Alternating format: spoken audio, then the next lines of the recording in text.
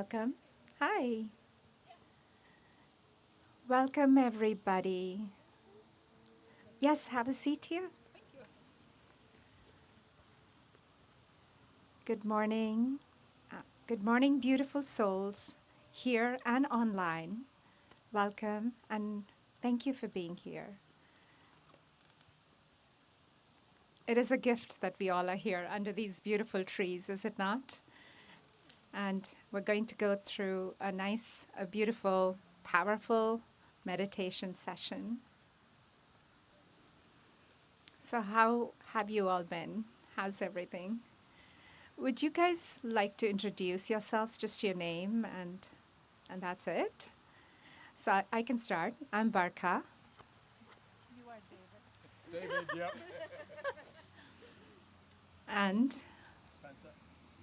Angela, Kyria, Allison, Sharish. Karen. Linda,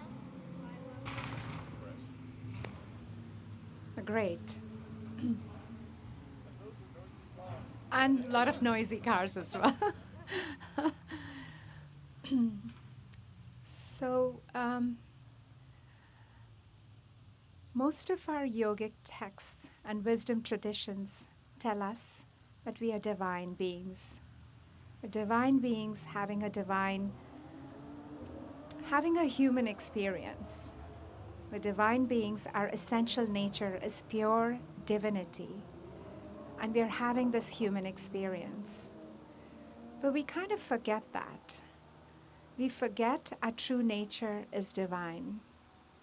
And so all our work, all our effort, all our spiritual practices have one focus, and the focus is remembering who we truly are, discovering who we truly are, remembering that you are this amazing, immortal, divine being who's just having a human experience.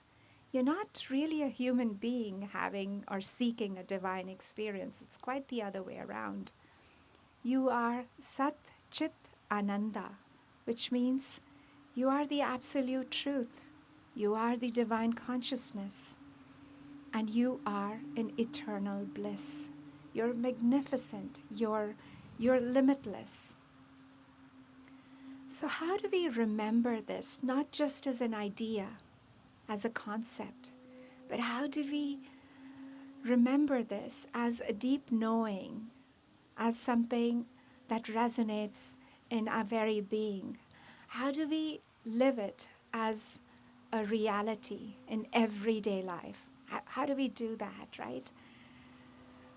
In every moment of our beings, how do we remember and recognize our divinity and live from that experience? Now, we all have had moments of feeling this. We've all experienced it, right? When you look at nature or when you see an infant, when you express or feel some deep unconditional love for your loved ones, for your family, or for anybody. We've all experienced it. But then we sort of slip back. We lose it. Most of us, we lose it. We're not able to retain that experience. We're not able to sustain it in our lives. We lose it. We slip back to feeling limited, to feeling small and separate, even though there is nothing small about us. There is nothing separate. We're all connected. We're the same. And yet we slip back to this limited egoic identity. So it's not that we're doing anything wrong. That's not where I'm coming from.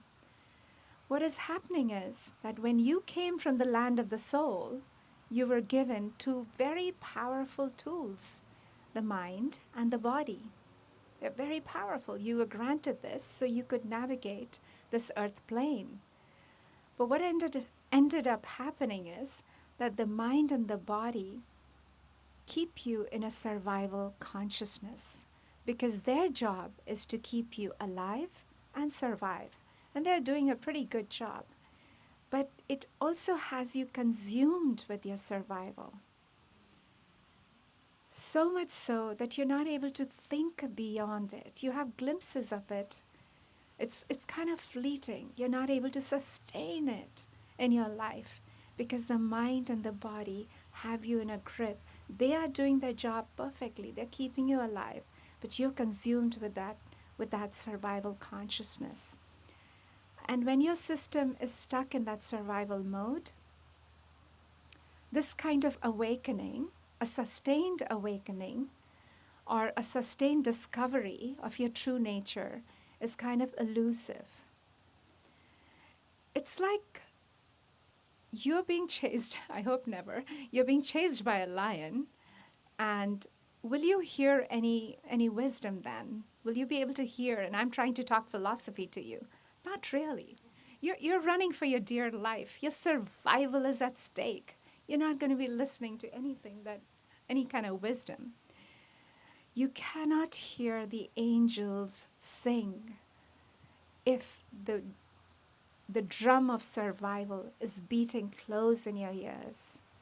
You cannot hear these gospels if you're running for dear life.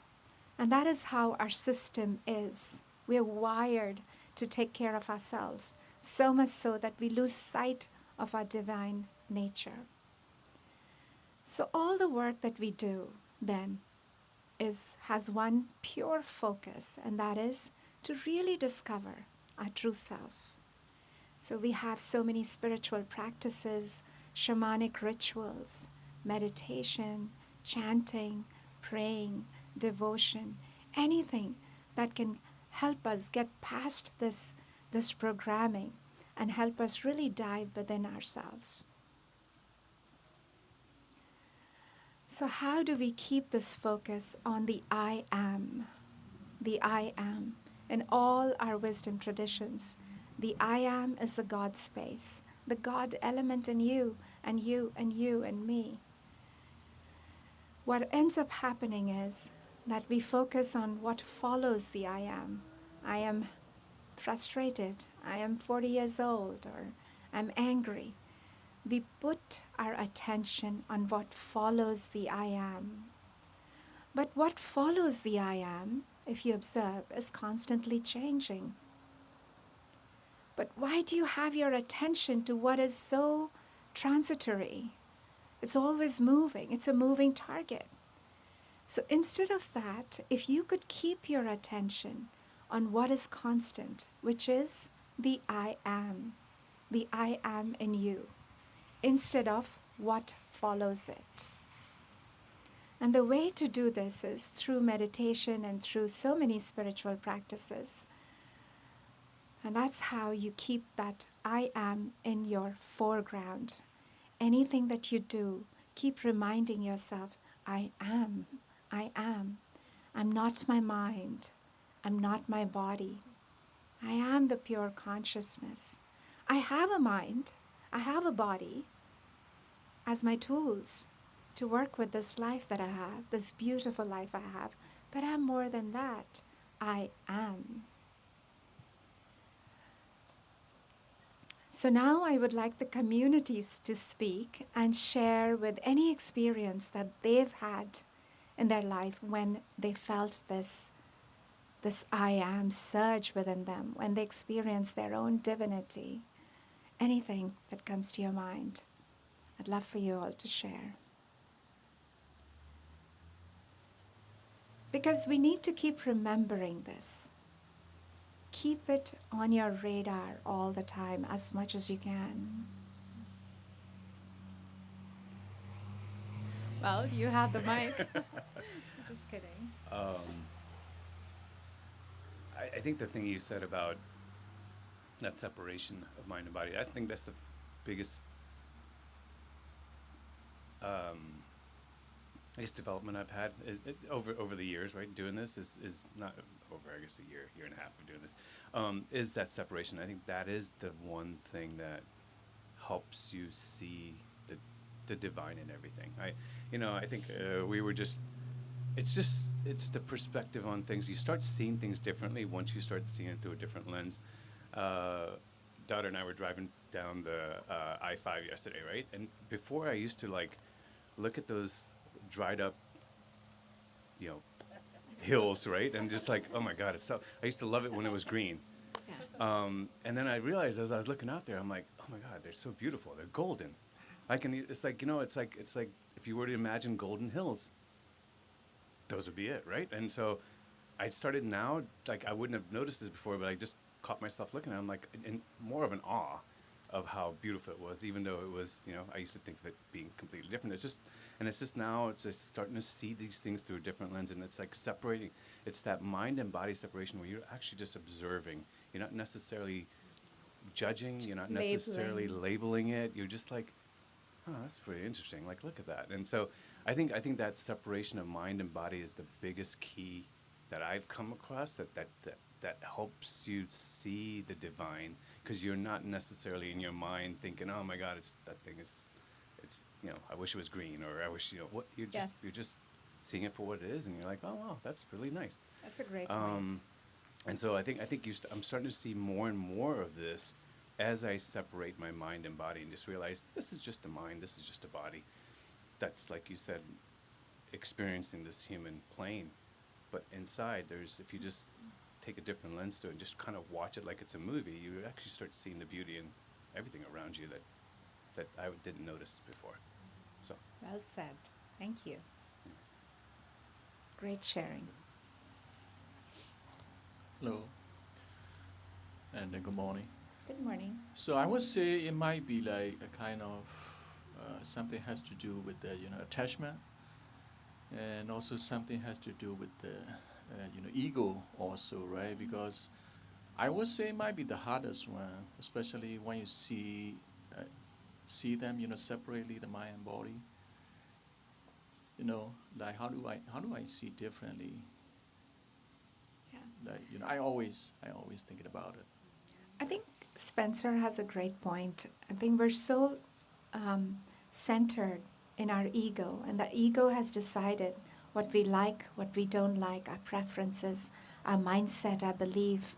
And so as Paresh also said, we're judging and labeling everything through that ego, through that mindset.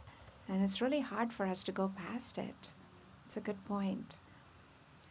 And that is why I just want to add to what you said, Spencer, is when we start working on ourselves through meditation and other spiritual practices, breath work, and so many more, that's when the separation of you becoming the observer, the separation from the mind and body gently happens. And that's when the texts tell us we create a heart-centered identity. Earlier, the ego identity was based on our stories, on our narratives, on our scripts, on some of our wounds, But now you start to create a heart-centered identity, which is more expansive. And you keep expanding your consciousness. You still have an identity, but it is not based on your limitations. And it happens very subtly. So awakening is not, well, some sages have had that. In fact, if you guys have read Byron Katie, have you read her? She had this aha moment looking at a cockroach. And in a Hathaway. Hathaway? Yeah. Yeah. Yes, she was recovering from, and she had this aha moment that this is not me. I am neither the doer or the experiencer. I am the silent observer. I am a divine consciousness. None of this can really touch me. I am just observing it. I am constant and unchanging presence. That is my unshakable truth. So we always want to come from that understanding. And of course, you want to validate this. Don't believe anybody. Don't believe me. Don't believe the text. Validate this discovery through your meditation. Keep diving within and finding out who you are. And you will find that you are this amazing, limitless being. And you keep getting more and more in touch with that expansive consciousness within you. And then you create that heart-centered identity of yours. So it all sounds very lofty and just like beautiful words, but it is experiential. You can do this through your meditation, through staying in the right company, through always thinking, I am. I am, so how would I handle this situation? I am. Would I feel limited right now, or would I just blaze through with complete self-confidence and enthusiasm? So keep questioning yourself, because you are this consciousness who can choose wisely any moment. And if you've made mistakes or your perceived mistakes, forgive yourself, because remember, you're not the doer. I'm not saying disassociate yourself and not feel accountable, but ultimately don't beat yourself up for anything that has happened in the past, because that's not going to allow you to grow. So you take accountability. Hey, this happened, but then forgive yourself and move past it. And that's how we grow. That's how we grow into our divinity. Thank you. I think it might be like a kind of, a kind of phase approach, right? Because like the time you have like awareness and also, consciousness, and then you have like, awakening happen. And then you're trying to find kind of, inner peace, right? So I don't think it's happened like the same time. It might take, might take like It quite can quite take a long time. Yes, right? it's like I said, it's not instant. It's usually very subtle. But you'd keep working, because if you really want to live an extraordinary life, if you want to live a fulfilling life, you need to work on yourself. So, great point. It's phased. I agree. I would just like to say that was a really good point that Spencer made about the awakening happens, but the inner peace for many of us, it takes work. It takes work. And for me personally, I think a couple years after I got sober, I had a really seriously profound awakening, but there was still a ton of turmoil for like years after. And that was just, I don't know, the light bulb went off with that. So that's all I really have to say. But Good point.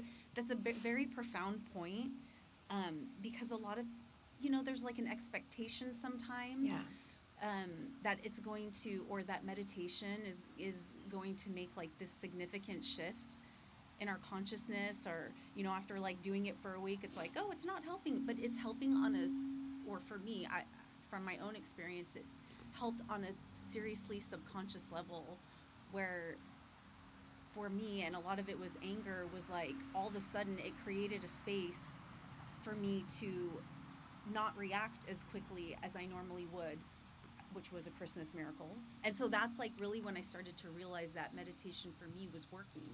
Just something simple like that for me. But yes, that's all I really have to say. Great. Yeah. Thank you. Mm-hmm. Anybody else? Thank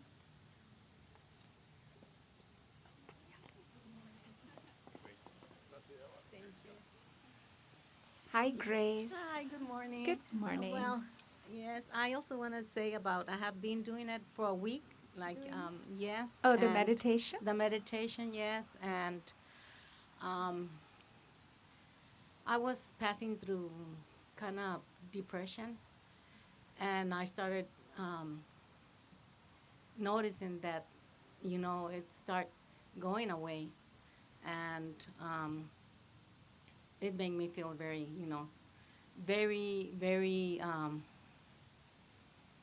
very calm, I noticed it, I wish I could say more, but I have, I can express myself as, You're doing a great job, yeah, but I'm so grateful, because I did it with Melissa 3 days, and then I told her I'm gonna do it during the mornings, because I'm not working right now.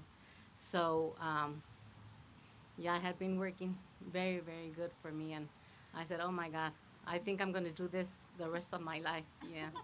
Yeah, thank Are you also doing the breath work? Yes, that's what I'm doing. Yeah. Yes. Are you talking about that or Mhm. both? Yeah. Both. Both. Yes. Yes. Yes. I'm so happy for you. Yeah. I'm so happy. Yes. Thank you.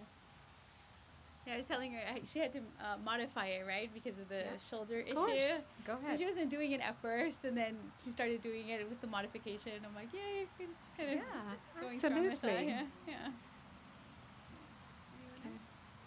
Anybody else? Shrish, would you like to say something? Yeah, sure. Yeah. Let's get you the mic so Thank the you. online people can hear you as well. Yes.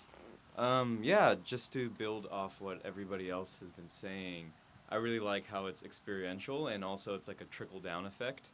I feel like you were saying, like, we keep doing this, and I found that to be my experience too. Like, the more I meditate and I feel that I'm awareness and stuff like that, I'll have these moments during the day where there's kind of like, whoa, I'm alive, and, I'm awareness, and there's kind of more of those moments happen. Though, to answer your original question, which is like, where do you find it? One of my favorite ways is just like when looking into someone's eyes, and kind of like there's all these stories that come up, like, oh, I'm doing this person's doing this, we're having this exchange, and then they say the eyes are the Window to the soul. yeah, and just like kind of seeing that, it's like no matter what I feel like I'm doing and the other person is doing, there's like that realization that there's just that same awareness kind of looking through both of us, and like, I don't know, it's really Wow. fun just to like be there, and just like it's kind of like meditation, right? And it's just like all this stuff is coming up in our bodies, though it's just like eventually it's just realizing, oh, we're the same awareness. And I find that the more I meditate and do the awareness and stuff like that, the more comfortable I am just like sitting with that and with another person, just like going there. I don't know. It's interesting. Beautiful. Thank you. Wow. That's deep.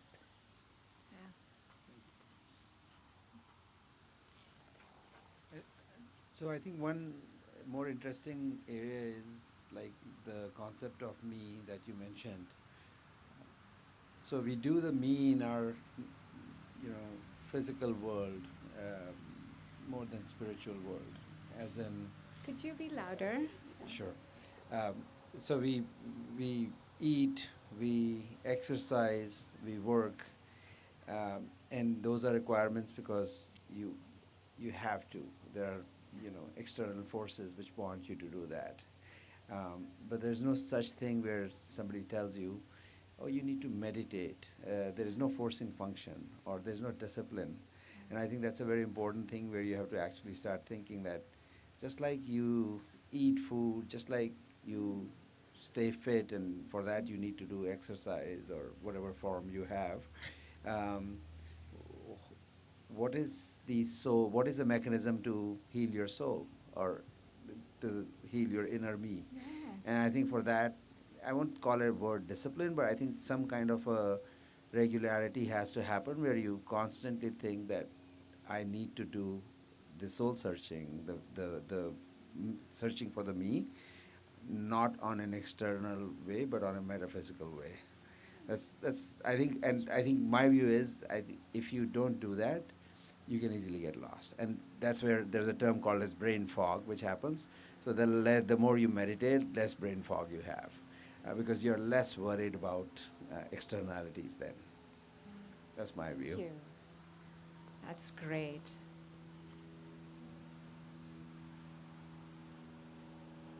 I think I just want to add to what Dheeraj is saying. What a great point, because it's more acceptable in our society to discuss about, hey, go for fitness, go to the gym, do your workout, and all of that. Go work and be this ambitious, powerful being. But then they don't really talk about meditation or how can you make that as a lifestyle choice as well. And so correct and so well said that as you progress with life, you can easily get lost. Life becomes overwhelming. We just pick up a lot of baggage. That's the truth. Responsibilities, relationships, just navigating this complex life. And so you can have this amazing, powerful tool to keep you centered, to keep you focused, so you have less brain fog. I mean, that's a great point. Go ahead. So I think one way of looking at it is the fact that we are all here, spending our Saturday on a sunny day, collectively thinking and exchanging ideas is a really good start. Yes. The next step, at least I can only speak for myself, is maybe the remaining 6 days of the week, I want to say that I'll start with meditation of maybe 1 minute, then increase it to 5, and increase it to whatever number I'm comfortable with. And then I think that becomes a ritual in that case. That becomes a second habit in your life. Yes. And just like you eat food, just like you work out because your body says so, I think meditation and soul searching should be almost the same ritual on a daily basis or whatever frequency that works for everyone. Good. What about you? You would like to say anything, Allison? Give her the mic.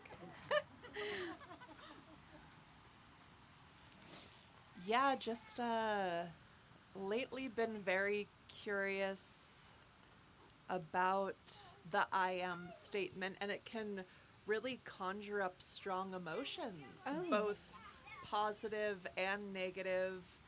And when you say I am, anything out loud to another spiritual being, sometimes they'll judge that. Yeah. Like you could say to someone, I'm a human being, not a human doing, to circle back to, why are Great. we constantly busy? Why do I need to do something all the time? Yes. That's just what came to mind. Wonderful. I don't know, yeah. Thank you. Uh-huh. Anybody else? Okay. David would like to share. So I guess one of the things that I've noticed as I'm doing more meditation and kind of getting more in touch with letting things go is I have these kind of glimpses or moments of being childlike. But then, and it's just like, I kind of get swept away in the moment and enjoy it and kind of giggle and laugh about it. And then then there's like this voice in my head that sort of stops me and says, stop being so silly. And so I'm trying to get rid of that. Actually, you touched on a very powerful point, because our old stories reassert themselves now and then when we're feeling alive, and then the old story will reassert, hey, what are you happy about, or what are you laughing about?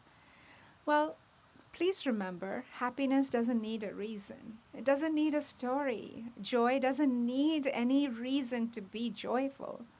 Remember the gleeful, giggly person that you used to be as a child. Bring that back in your life. You don't need any story for that. So that's a great point. Be silly. Be silly is good. Okay, so I think we're ready to start the meditation. If anybody needs a break, 5 minutes, or we can just get going. So I want to ask people who did just the breathwork retreat, how's the breathwork going for you all? Yeah? It's going well. What about you? Me? Yes? Oh, Sorry. well, I had to start over. Okay. I started over because I stopped for 2 days. Okay. So I started from the beginning. It's so wonderful. It is. It's so wonderful. Yeah, work has been a little draining for me, and so it's like taking everything in my willpower to get up and do it. Because if I wait for nighttime, it's not happening. And I was explaining, like, I was doing it a lot at night. No, I know myself better than that. I'm in bed by 8:30. Yeah. So, yes. And so, morning, like working out, meditating, I have to do those things in the morning. And it's so true, because I had taken a break from meditation over the last several months, that brain fog, it is coming on strong. It's coming on strong, and I'm really, really realizing how beneficial it is in so many other ways also. But yeah, so anyways, not to dominate Yeah. the conversation, but that's where I'm Yeah. at with the breath work. Yeah, so like I'm just going to repeat myself, sorry. So we do various practices. Breathwork is a powerful practice to calm your mind, this hyper-vigilant mind of yours that's always looking to keep you at survival consciousness. A good breathwork practice is going to help you bring that mind in the background, the thoughts. And so breathwork is important. Chanting, dancing, playing sports, anything to get you out of your mind. So that is why they say breathwork is a powerful practice as well. Okay.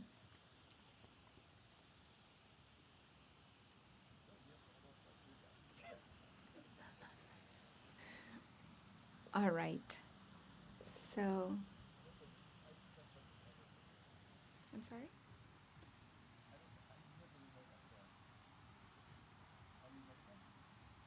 I can't hear him. Oh, yes. We're so ready.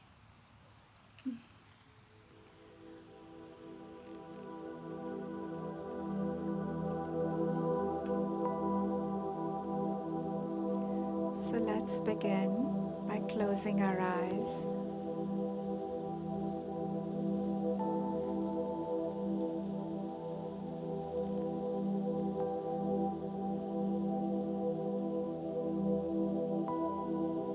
Keeping your spine straight.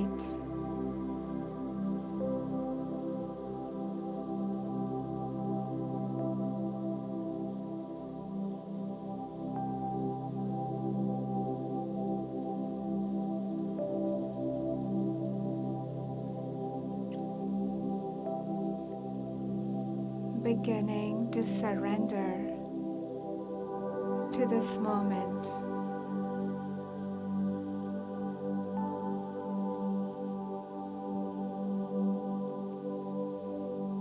The moment as is.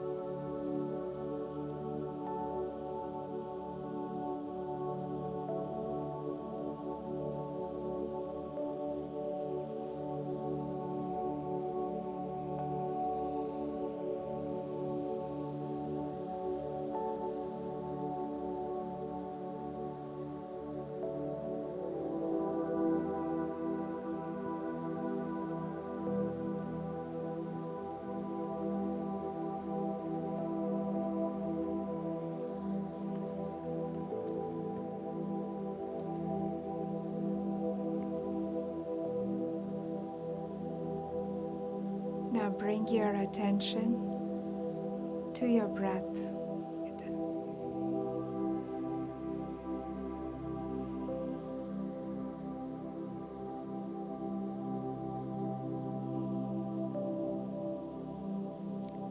Notice the passage of your breath.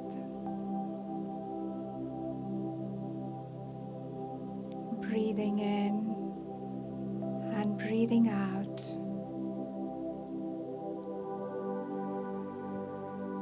Relaxing with the moment as is.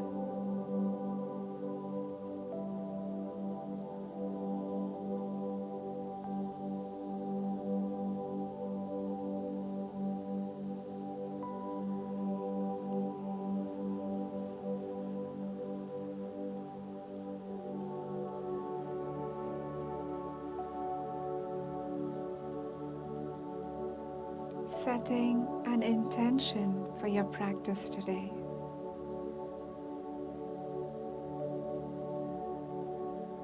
The intention could be, I am. Let this be your guiding star today. I am.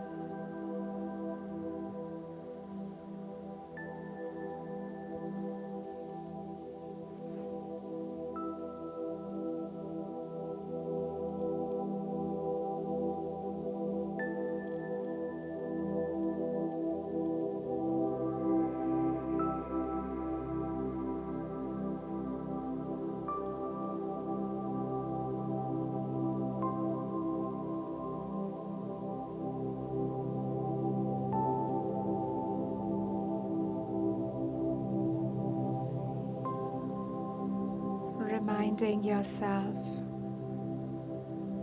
you are safe, you are loved, and you are protected.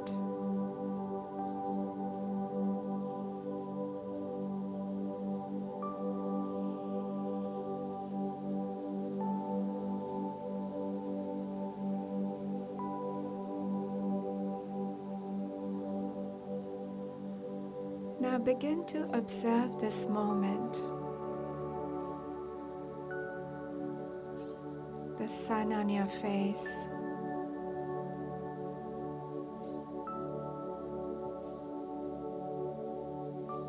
The sounds around you.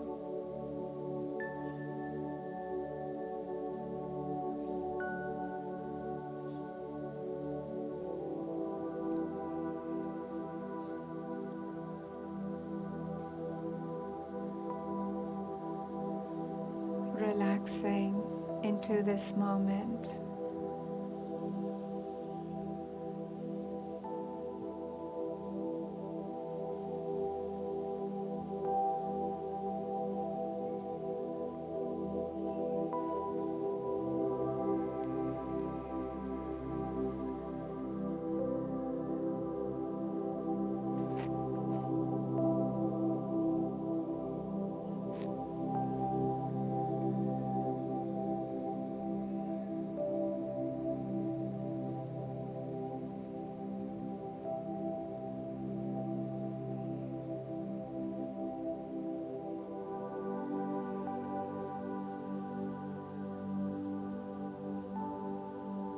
And if your attention wanders, come back to I am. Let it sink in. I am.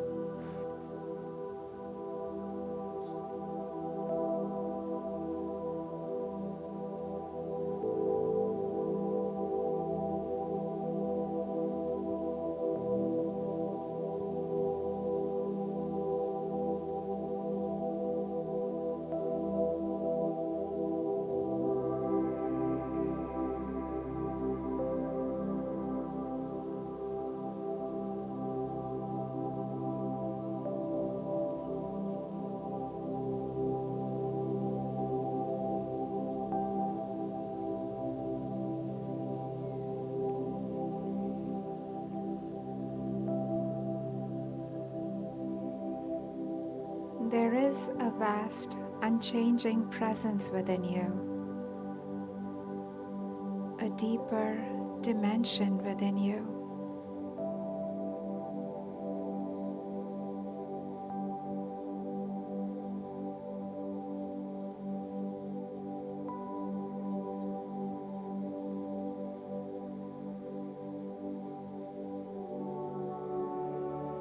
It is where your true power lies.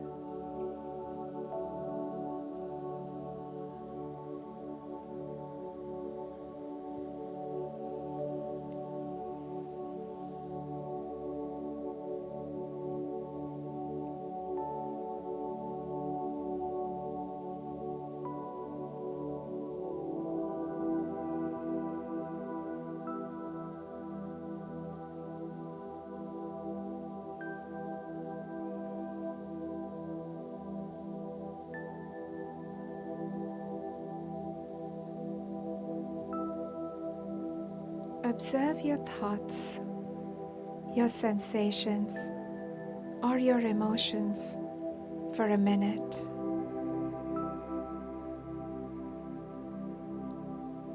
Notice how they come and go.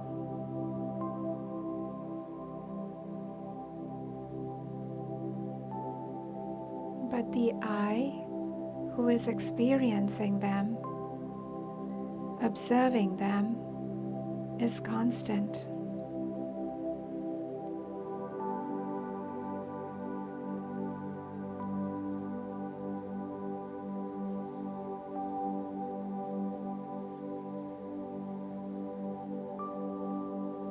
The I is not fragmented like your experiences or your thoughts. It is constant and unchanging.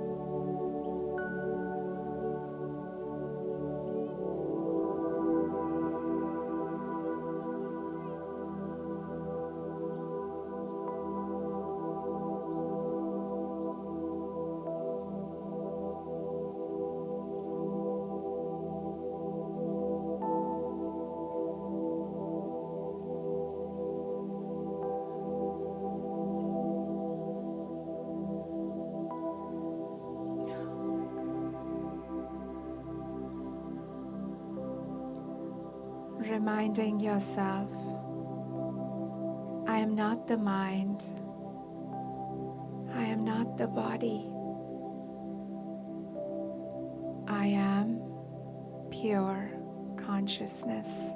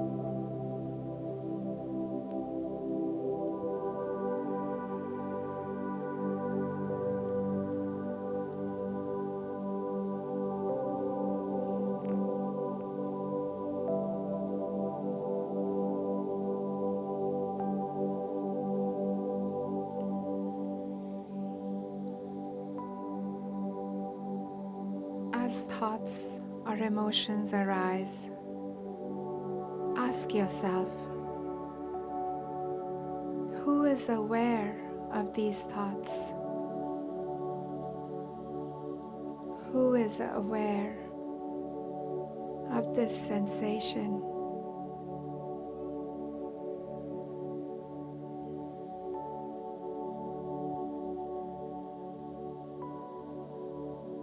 Who is the one that is aware?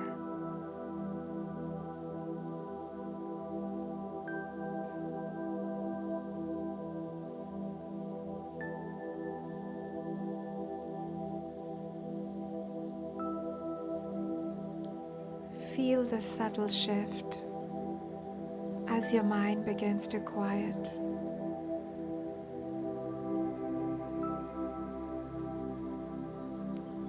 You can move from being the thought or the emotion or the sensation to witnessing it.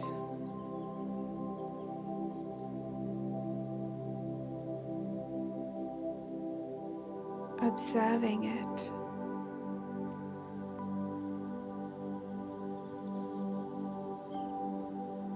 Becoming the observer.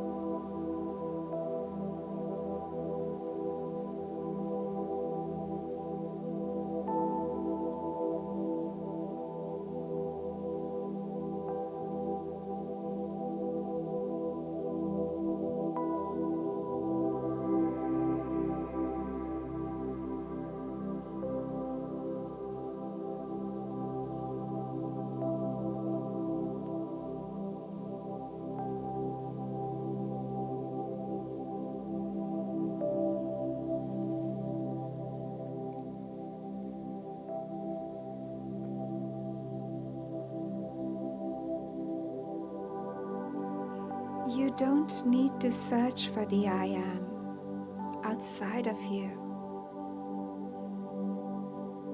It's simply being self-aware.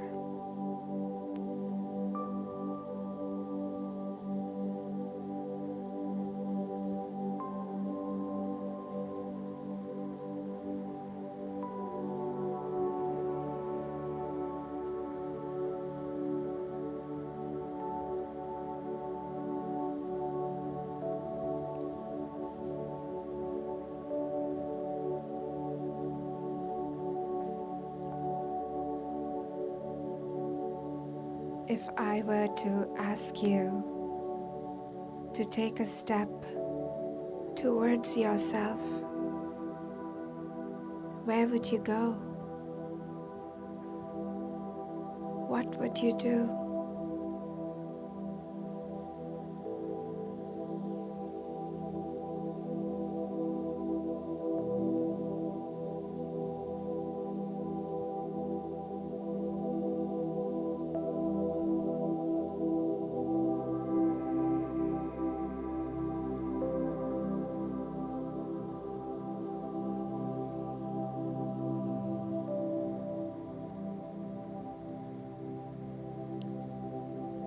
If I were to suggest, be aware of yourself, what do you do? Where does your attention go?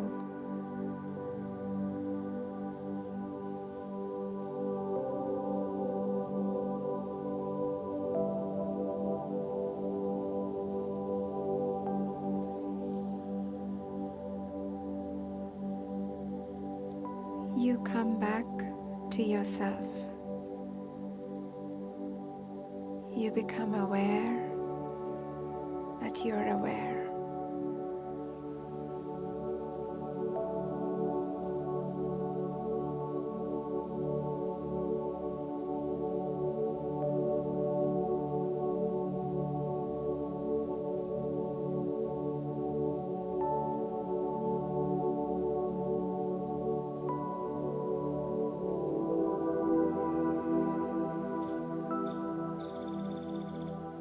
This is the essence of I am,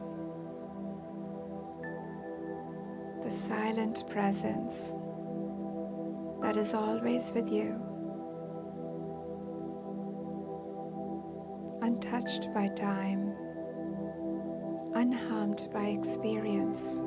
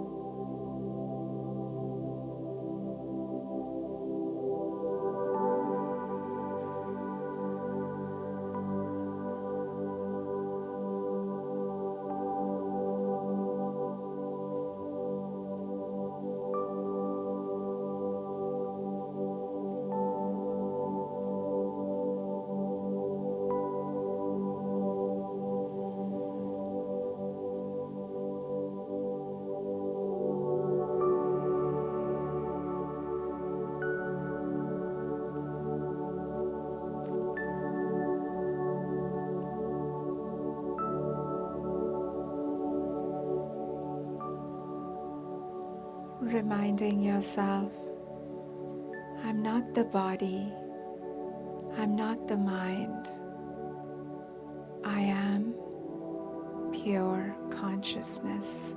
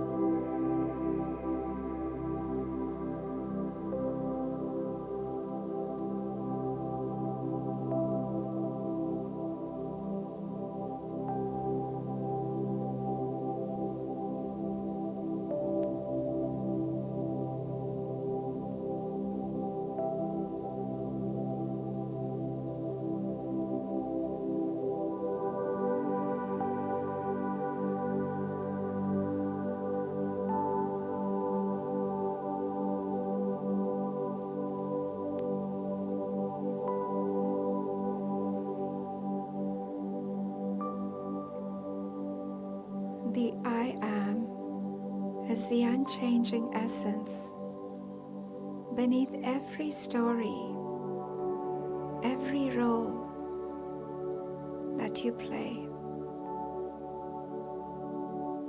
It is your true being, always whole, always complete.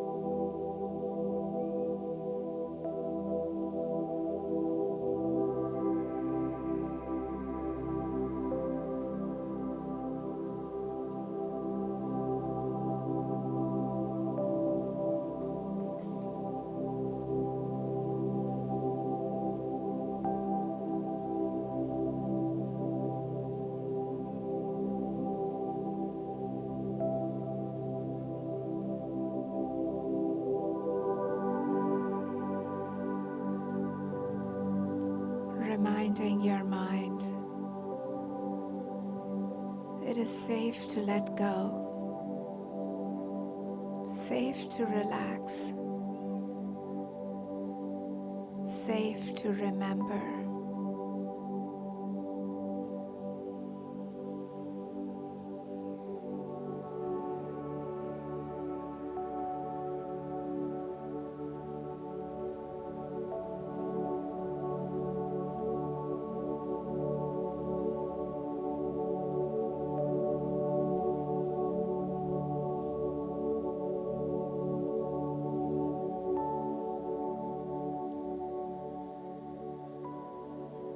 Consider what we call God, the infinite intelligence, the loving force, shines in each one of us as the I am.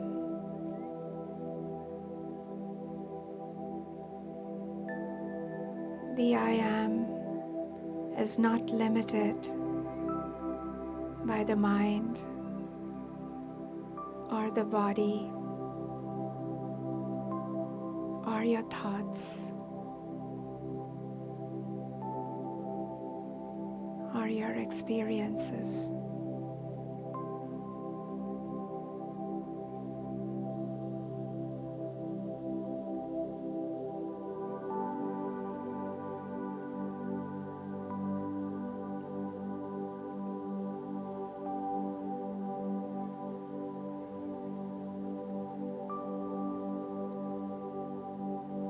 Your true divine nature can never be fragmented or divided by time and experiences.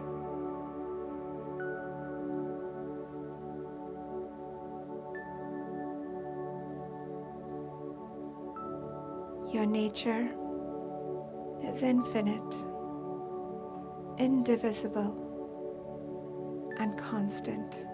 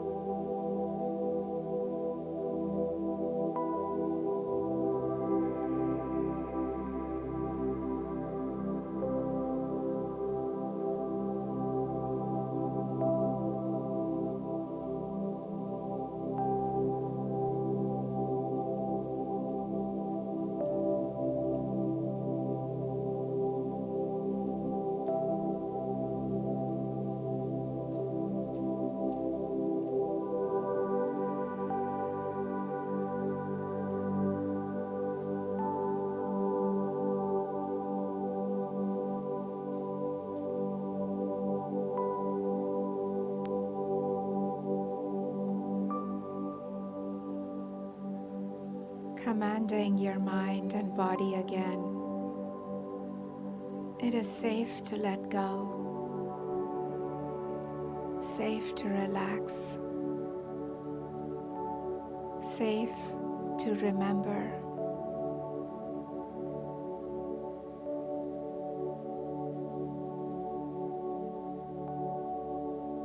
I am.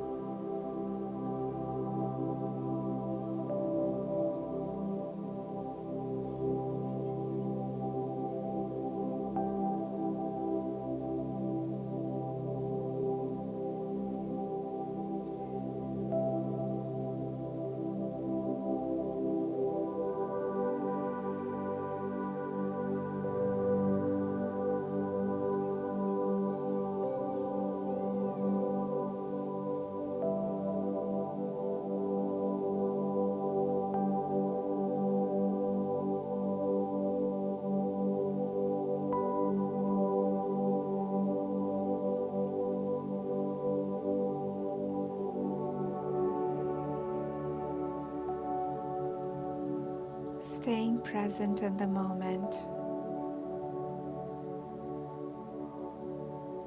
staying in your I am.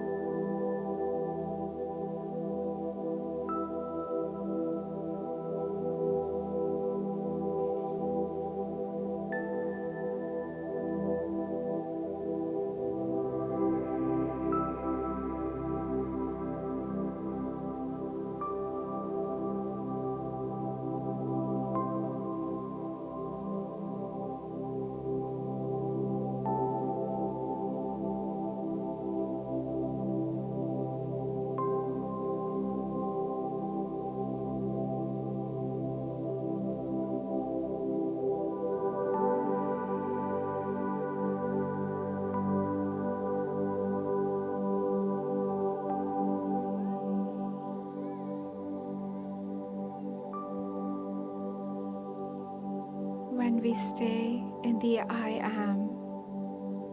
We stay in the God space. Staying in the I am is tapping directly to the source.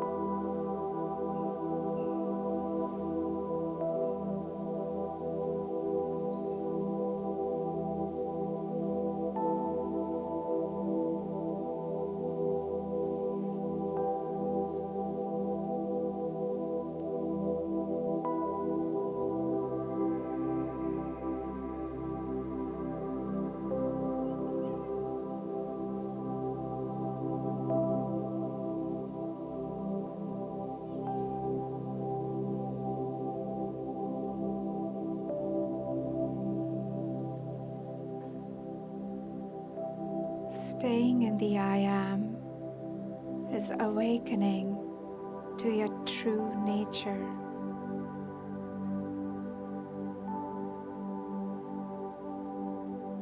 Staying in the I am is the remembering and the discovery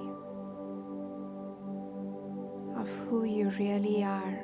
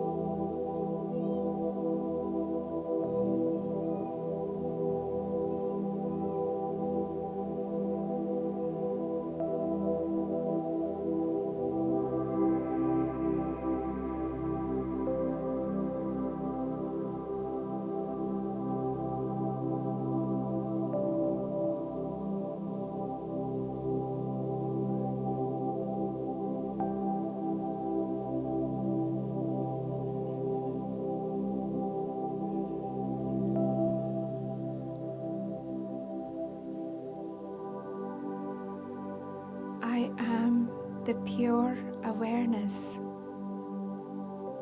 that observes the thoughts passing through my mind. I am the pure awareness that is a witness to the sensations in my body.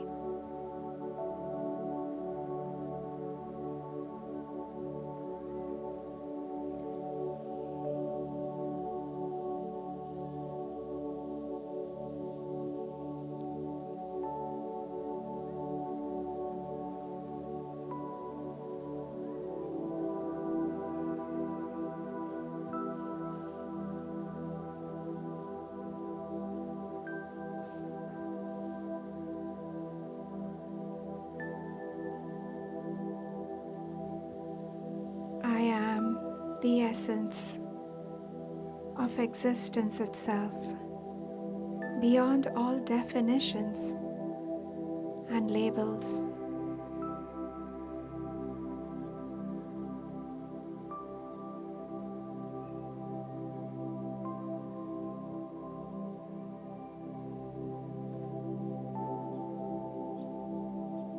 I am.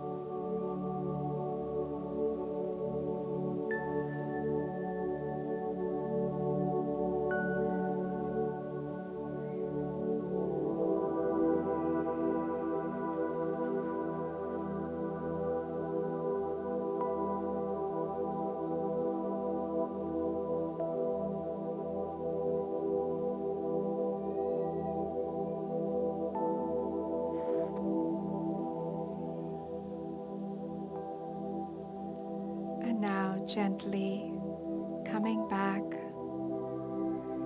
to this moment with deep gratitude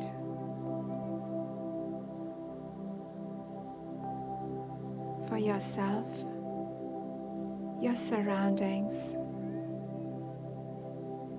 and your life.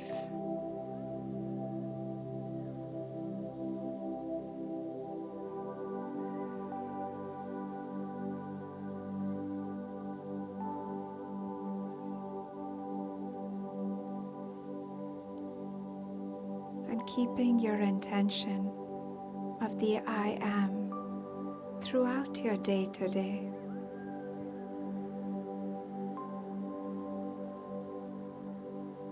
And when you're ready, you may begin to open your eyes to love, light, and letting go. Namaste.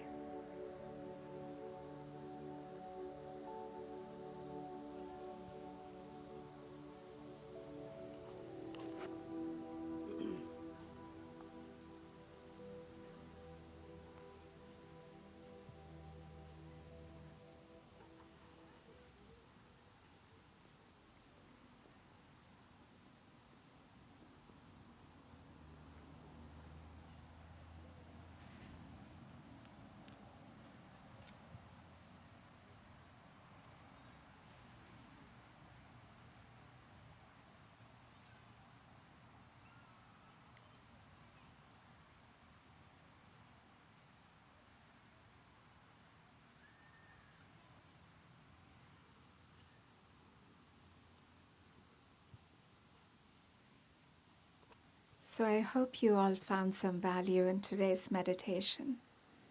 And I hope you can carry this throughout your day. Just let this idea inspire you to be wonderful, to be beautiful, and stay as you are, and to be brilliant, self-confident. Just go live your life happily, joyfully, and keep coming back to I am. Jean, would you like to say something? Yes, of course. First and foremost, I really appreciate that. I definitely feel like your voice is amazing. Like it took me to somewhere very peaceful. And I feel like with meditation, like in life period, like I feel like it's so fast. And every day I'm just moving and going and going. And when I do meditate, I can just like stay still and stay focused and hear the sounds of everything around me. So it makes me feel at peace. And I love that. Thank you. Thank you for sharing.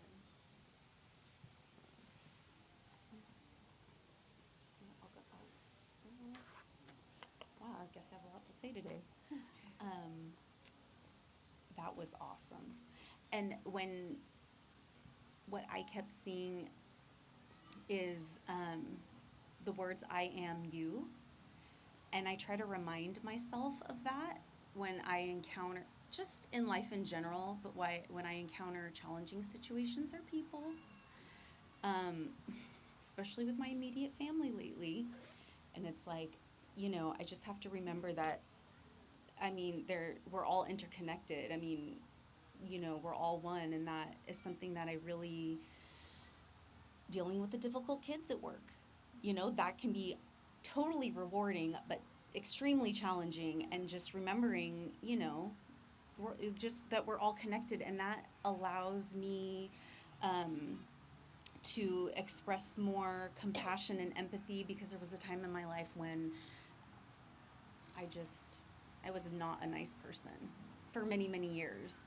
And so, yeah, that's just a really wonderful reminder for me. So thank you. And thank you for the session. So I would say, and it's been a while, I didn't do like meditation, and also I've been missing out, kind of, coming back here. So I would say my minds are like, everywhere. And also, this kind of method, I would say, is kind of like, a higher level, and in terms of awareness and also consciousness, at the same time. I found it like a little bit more difficult than like, the breathing, the breathing technique. Yeah, yeah. And thank you for what you do, every week. Spencer, you're speaking my mind today, because I agree. This is a deeper meditation, but we always can go back to mindful meditations, like he said, observing your breath, body scan. Those are equally important. Well, meditation is never a singular practice. It has different flavors. So you work on different elements of who you are. So mindful meditation is so important for really relaxing your body and your mind and letting your nervous system know, hey, it's okay to step out of this survival consciousness. So that's why the body scan and the anapanasati worked for a lot of people. They just feel so relaxed, so much at peace. But then again, like yourself, your being is so complex. It's like peeling an onion. So that is why I think last week when we met, we did something on emotions. I don't remember. So we have the physical layer in our body, we have the emotional layer, we have the energetic layer, and we have the spiritual layer. So you peel this onion, and you work, all these meditations work for you simultaneously. So even though this could, like you said, is much more deeper and, at this level you said, but you're worth it and you're capable of it and you're deserving of it. So do this as well. Thank you. Thank you. That was awesome. I did find. I just want to say one little thing, that when you said in the midst of meditation, it's like kind of got my thought provoking. It's like, hey, take a step towards yourself, and then you realize, wait, hang on, that's all going inwards, right? And so it was just very one of those little moments that just made me realize you tend to do that often. Those little nuggets in there that kind of gets me to rationalize this whole thing. So thank you.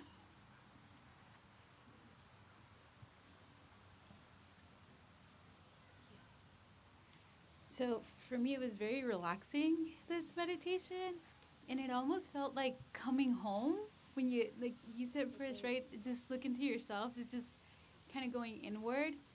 And then you mentioned something else about what are you feeling? And then all of a sudden I felt this release of just like emotions, but it wasn't constricted. It was just like very free flowing, almost like I was observing an emotion, right, from outside. And yeah, it felt very connected to my body, but also detached somehow. I don't know how to describe it, but it was just, yeah, I like that. it's very nice. Yeah. I think you felt a release because, like I said, you were tapping directly into the God space, the I am. That is your source. That is your power. That is your true power. Yes, the mind and body are also very powerful, but your true power lies in that deeper wisdom.